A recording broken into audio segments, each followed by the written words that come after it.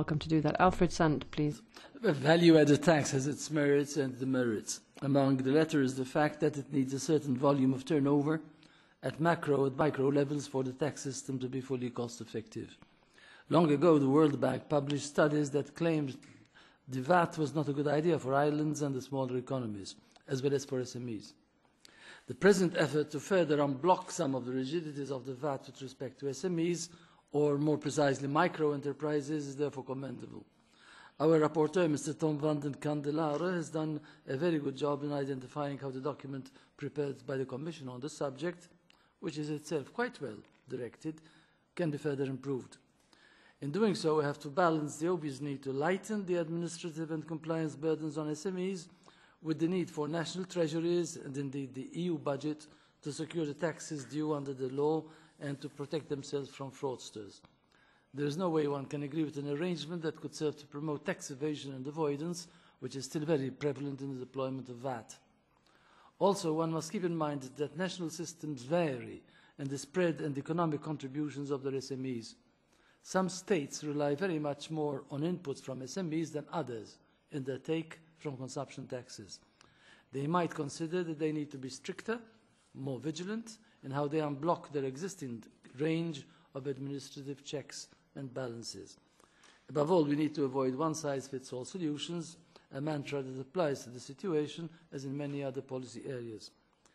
The measures we are considering include new procedures that would ease the way for SMEs interested in expanding their business sectors across borders. Again, this is a commendable aim, for the situation has not changed much since the 2010 Monti report, which depicted intra-EU trade. That report stressed how for most enterprises in the Union, cross-border business has actually minimal importance.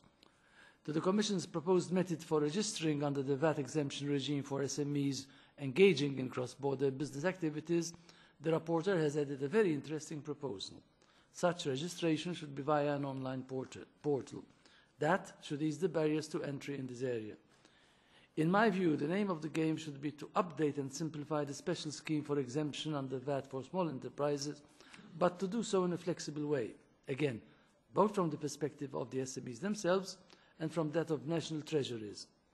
On this basis, I would suggest that one sticks to the Commission's original proposal with only the maximum threshold set for exemption, while Member States would remain with the possibility to set the lower one. Indeed, this is an argument against what the rapporteur is claiming for a range to be set, an upper and a lower bound.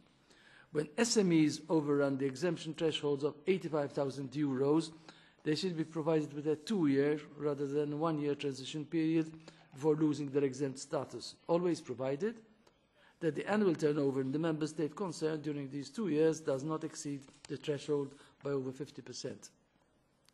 The prolongation of tax periods for VAT returns should remain optional, firstly with respect to governments and subsequently with respect to SMEs. In the same way, the same possibility to opt in or out should be applied for the requirement of interim payments, as well as for the obligation placed on exempt SMEs to issue invoices, namely, first, optional flexibility with respect to governments and subsequently flexibility with respect to SMEs. The online portal for registration for the exemption scheme being suggested by the rapporteur should function for all cross-border registrations. Having the possibility to electronically notify the Member State in which it is established about an exemption in other Member States should help small enterprises widen their business outreach. It would not impact operators which remain within the remit of the domestic market. Perhaps 2 questions could be asked as of now to the rapporteur. On increasing the threshold concerning, quote, agricultural, forestry or fisheries business subject to the common flat rate scheme for farmers, unquote, which corresponds to Article 3, Paragraph 2. I would like to hear in detail the justification of the increase of the threshold from €10,000 to €25,000.